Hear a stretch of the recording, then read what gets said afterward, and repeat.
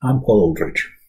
I'm WJ's Sustainability Director, and I'm just going to be telling you about how over the last few years we've put considerable effort into developing a caring culture within our company to look after our employees, to create social value in the communities that we live and serve. We are the country's largest road marking contractor. We also lay road studs, safety surfacing, we do joint repairs, task our cameras for roadworks, retexturing, we do some surveying, we have a big training division, and we do floor graphics. 500 employees across the country, and we work everywhere from Land's End to John O'Groats. Delivering this wide range of services across the UK means we have significant health, safety and wellbeing considerations, and to meet these we've worked very hard towards developing an inclusive safety culture, for which we've won awards. These have consisted of many initiatives which were developed during the process. It's an ongoing process, continual improvement if you like. So there was our SOS system, which is a system for recording near misses, but also for recording suggestions and good ideas.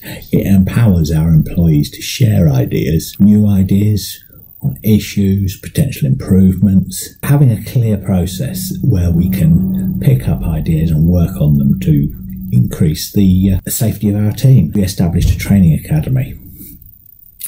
This has been a great advantage for us because we can concentrate on the training that we need that is pertinent to us, and develops relationships between our training people and the people that we work with. It's delivered a substantial amount of in-house training, and it concludes annual training days, lots and lots of CPD courses.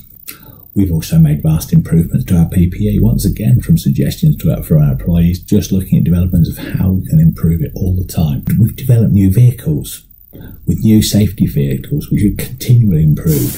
Having the opportunity to manufacture our own vehicles up at our plant in Elland, we can take ideas from the crews who use them every day to upgrade them. So rarely does a machine come off the production line that isn't an improvement on the one before. And this whole idea of continual improvement, backed up by the resource and resourcefulness of our people, has been a great boom for this.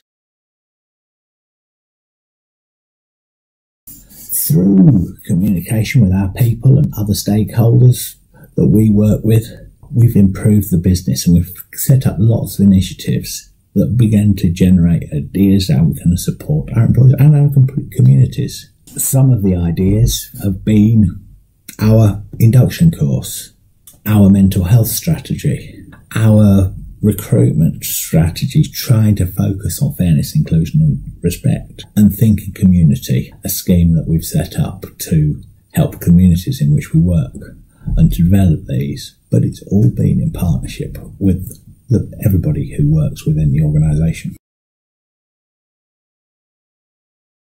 It's not just the physical health of our employees that is important, it's their mental health too.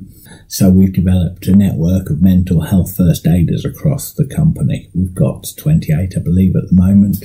That's over 5% of our workforce trained to mental health first aider standard. Partnered with other organisations. For instance, recently we partnered with State of Mind, a mental health charity set up by a group of rugby league professionals who were struggling with their own mental health. We brought them in, Danny Sculthorpe, who'd played for England, Phil Vivers, an Australian, and they spoke about their challenges in professional sport and how they dealt with their mental health problems, trying to engage with our people in an industry where we tend to be hard men who don't want to share their feelings, but bringing in these people really helped people to open up. It's been a great boom for us.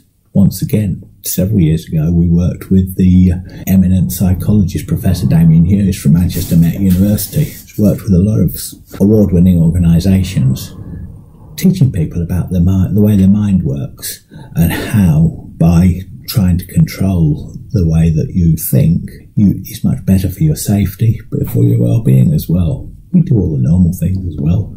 Posters and other communications regularly, either physical posters or posts online on Yammer or our social media platforms. And importantly, it's about collaboration with our other partners within the highways community. We've, as part of this, we are sort of very much committed to collaborative working. We are ISO 44001 contractors, and it's developing the relationships with people, other parts of that, our highways community, and specifically many of the contractors that we work directly with. If you want to create an inclusive culture, one of the obvious initial things to do is to have a very good induction to start. And we are very proud of ours. Our induction is a 5-day residential induction, which we think is setting a standard across our sector.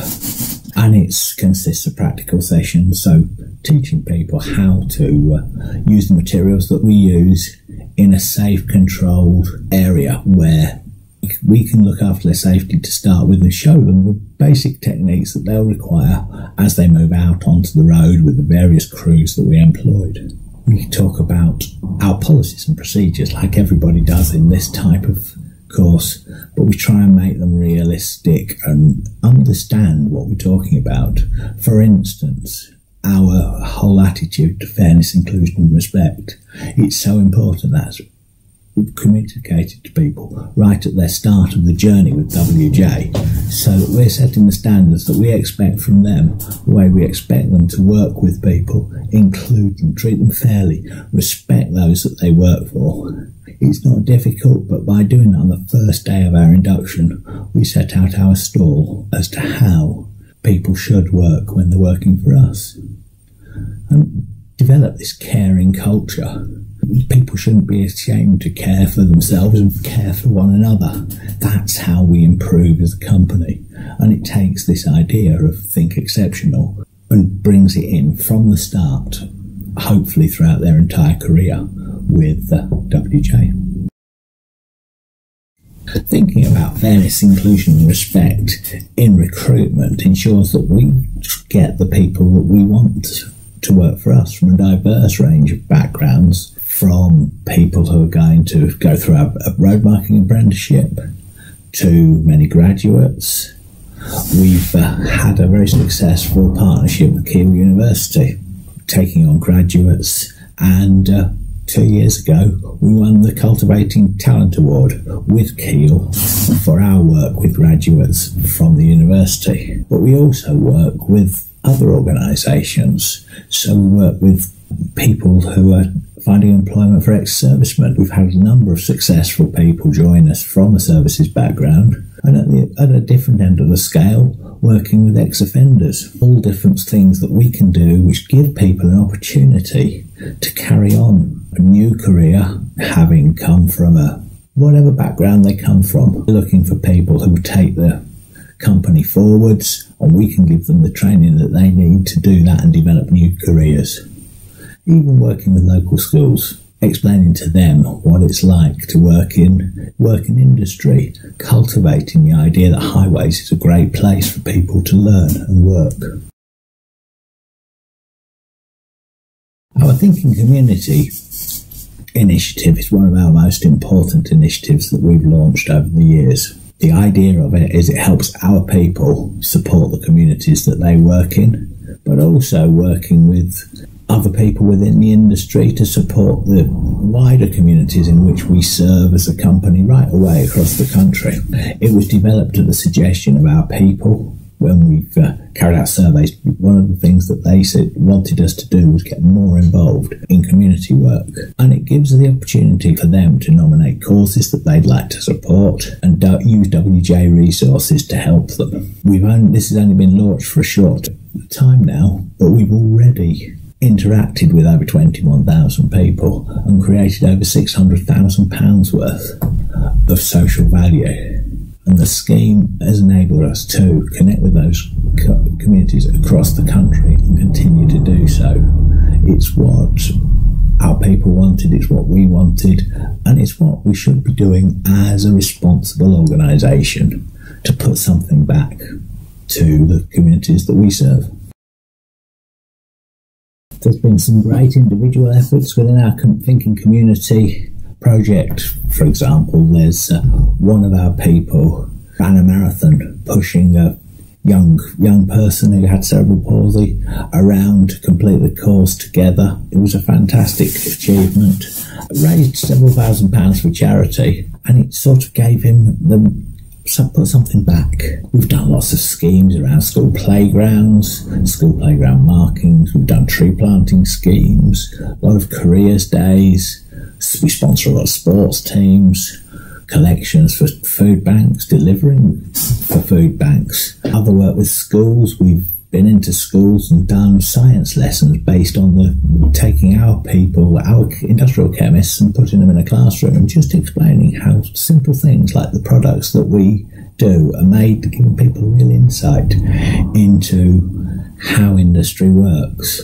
Also, working with other organisations like Business in the Community and Inspiring the Future to develop this contact between industry and the education system. It's about giving people a good start in life, giving them opportunities to look at things that perhaps they wouldn't see through a schools careers organisation, where people wouldn't necessarily think about organisations like ours or others within the highways community. So this has been one of our best initiatives we would think that we've taken part in. So hopefully that's given you an insight into how we work with our people to develop the service that we bring to our clients and the communities that we serve. Thank you for listening.